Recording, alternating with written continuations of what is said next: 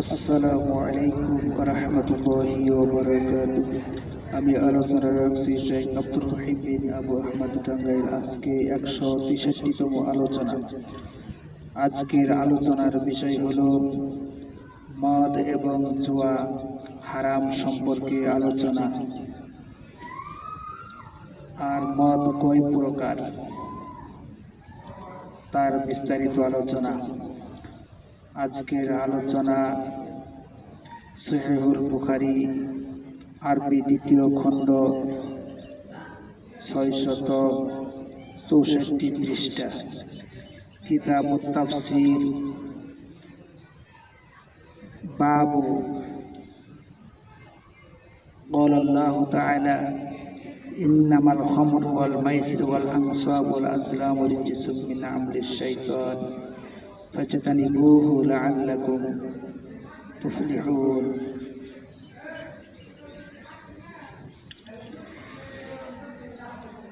সহিহুল বুখারী আরবি বাংলা তাওহীদ পাবলিকেশনস, হাদিস নাম্বার 4618, 4619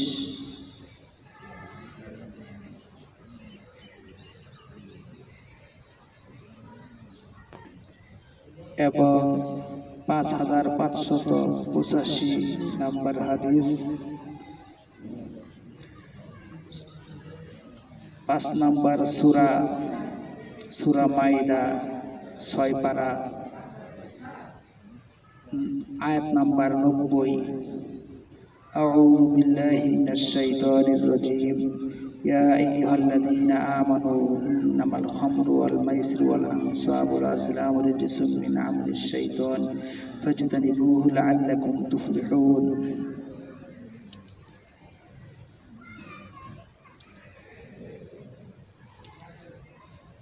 ইন্নাল হামদুলিল্লাহি ওয়াহদাহু ওয়াসসালাতু ওয়াসসালামু আলা মান লা নাবিয়্যা বা'দাহু, আম্মা বা'দ।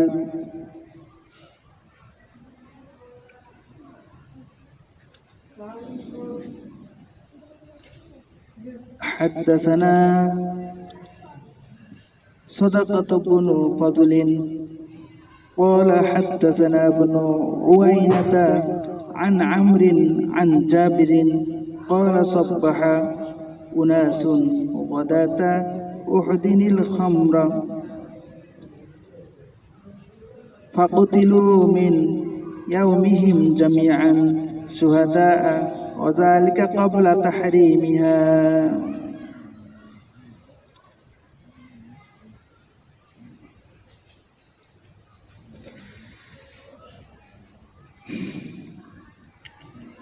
জাবির রাদিয়াল্লাহু তাআলা আনহু হতে বর্ণিত, তিনি বলেন, সাব্বাহা উনাসুন গাদাতা উহুদিনিল খামরা। উহুদের যুদ্ধের দিন কিছু লোক ভোরে মদ পান করেছিল, উহুদিল খামরা। ফাকুতিলু মিন ইয়াউমিহিম জামিআন শুহাদা, সেদিন তারা সকলেই শহীদ হয়েছে। ওয়াযালিকা ক্বাবলা তাহরিমিহা, আর এই মদ পানের ঘটনা ছিল তা হারাম হওয়ার আগের ঘটনা।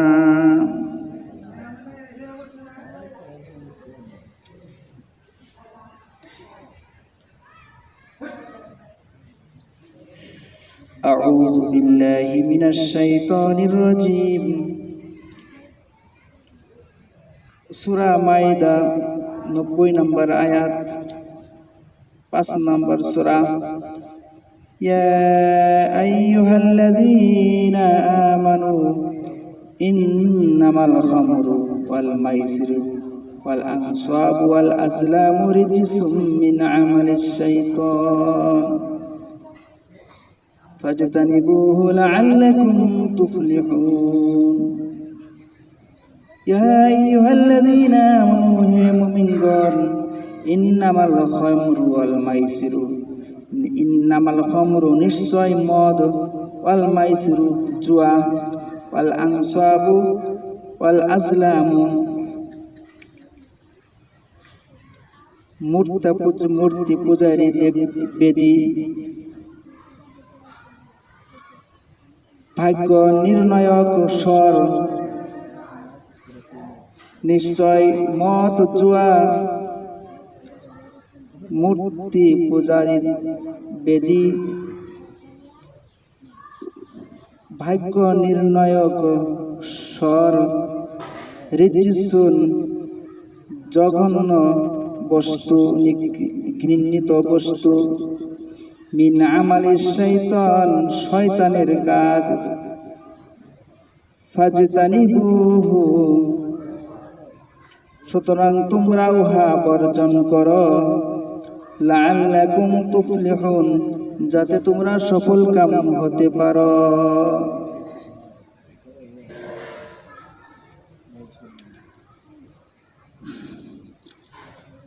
حدثنا إسحاق بن إبراهيم حنظلي حدثنا عيسى وابن إدريس عن أبي حيان عن الشعبي عن ابن عمر قال سمعت عمر على منبر النبي صلى الله عليه وسلم।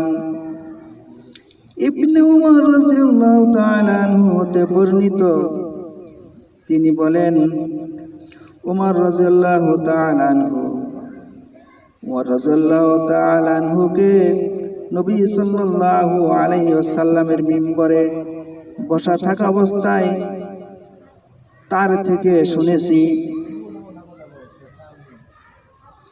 ইয়াকুলু তিনি বলেন, আম্মা বাদু আইয়ুহান নাসু হে লোক সকল,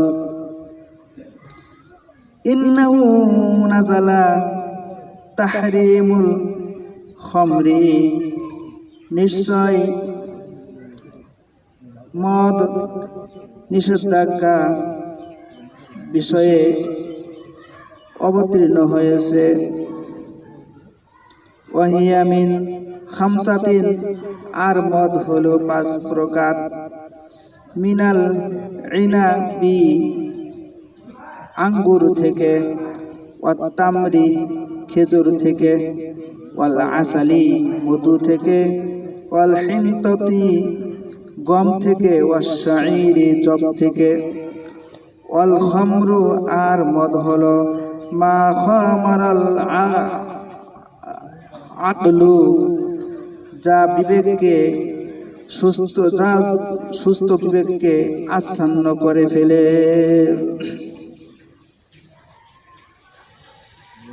তো মদ হইল হারাম, জুয়া হারাম। মদ 5 প্রকার এখানে উল্লেখ আছে, যে মিনাল ইনাবি আঙ্গুর থেকে মদ তৈরি করা হয়,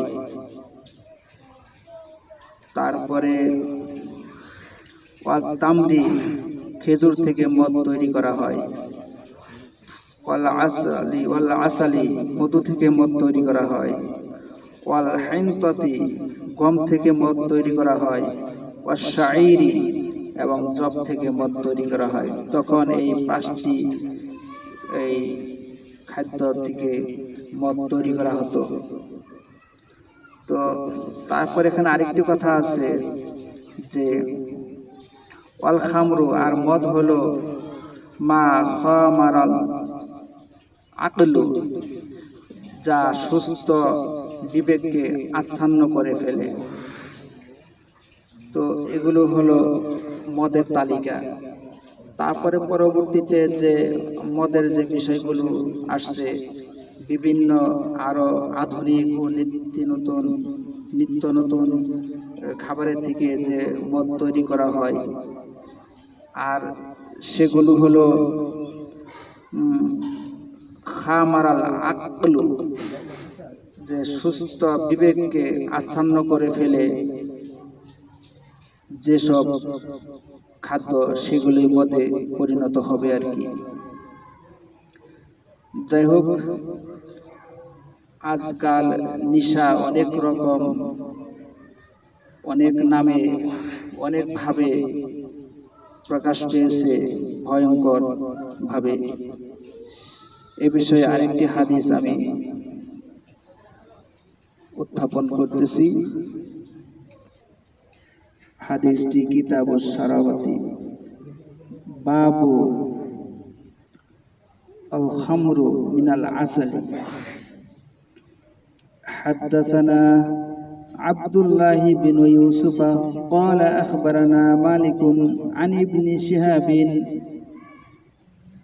عن أبي سلمة بن عبد الرحمن أن عائشة قالت سئل رسول الله صلى الله عليه وسلم, আয়েশা রাদিয়াল্লাহু তাআলা আনহাতে বর্ণিত, তিনি বলেন, সুইলা রাসূলুল্লাহ সাল্লাল্লাহু আলাইহি ওয়াসাল্লাম, রাসূল সাল্লাল্লাহু আলাইহি ওয়াসাল্লামকে প্রশ্ন করা হলো আনিল বিদঈ, বিদআ সম্পর্কে। মধু থেকে যে মদ তৈরি হয় তাকে বলা হয় বিদআ। ফাকালা, অতঃপর নবী সাল্লাল্লাহু আলাইহি ওয়াসাল্লাম বলেন, কুল্লু শারাবিন আকসারা ওয়া হুয়া হারামুন, প্রত্যেক নেশা সৃষ্টিকারী পানীয় হারাম। কুল্লু শারাবিন,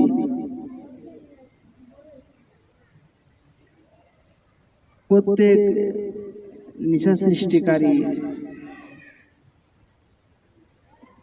পানীয়, প্রত্যেক পানীয় যা আকসারা, নেশা সৃষ্টি করে। কুল্লু শারাবিন আকসারা ফাহুয়া হারামুন, প্রত্যেক নেশা সৃষ্টিকারী পানীয় হারাম।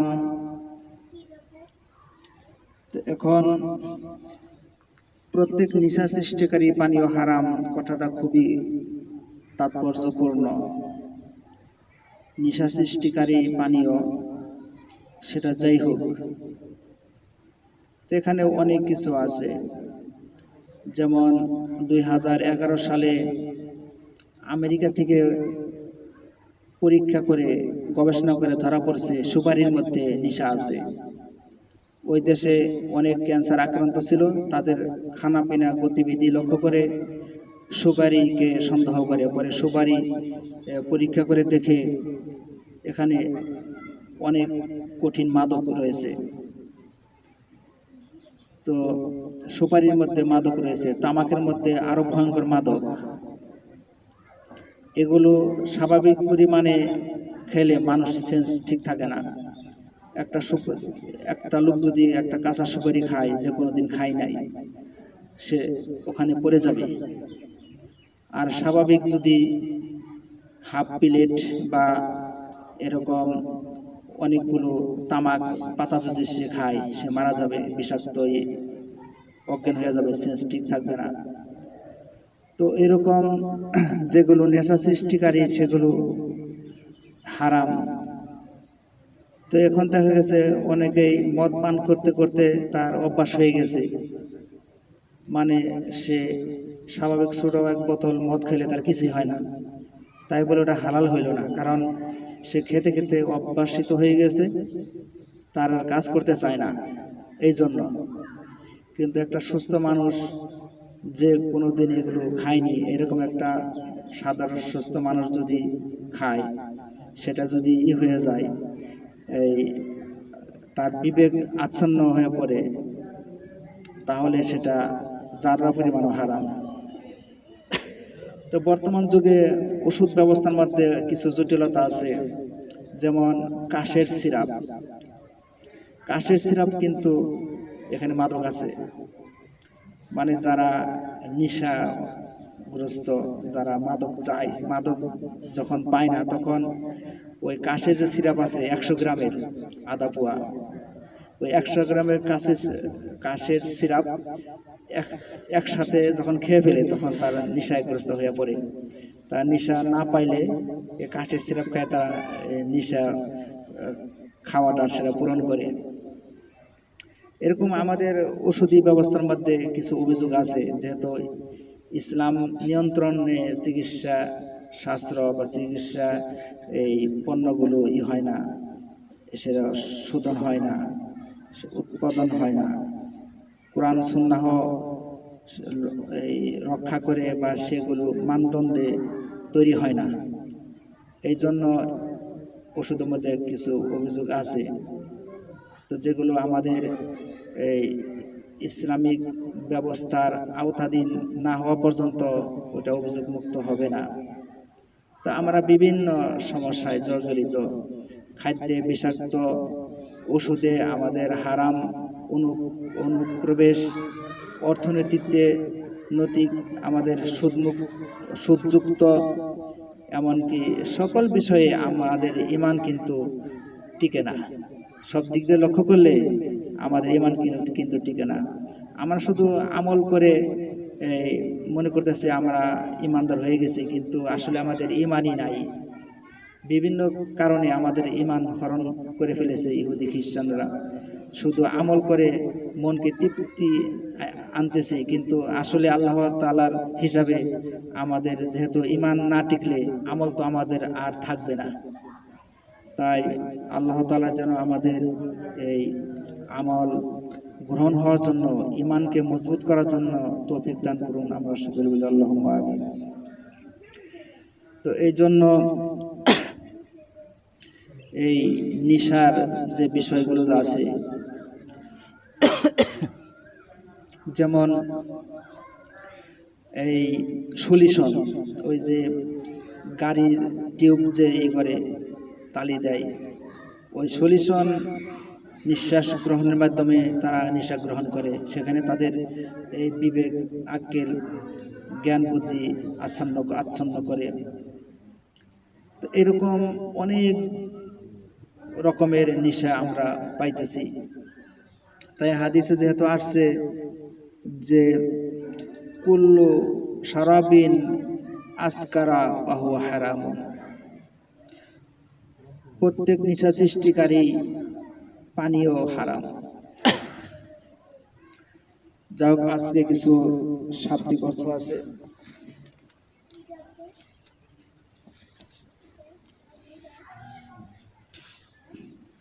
গদাতা মানে প্রত্যুষ, প্রভাত, সকাল, ভোর। ইনাবি মানে আঙ্গুর ফল, তামরি মানে খেজুর, হিনততি মানে গম, শাইর মানে জব, আসালি মানে মধু, খামরু মানে মদ, নেশাযুক্ত পানীয়, আকালু মানে বুদ্ধি, জ্ঞান, মাইসিরু মানে জুয়া,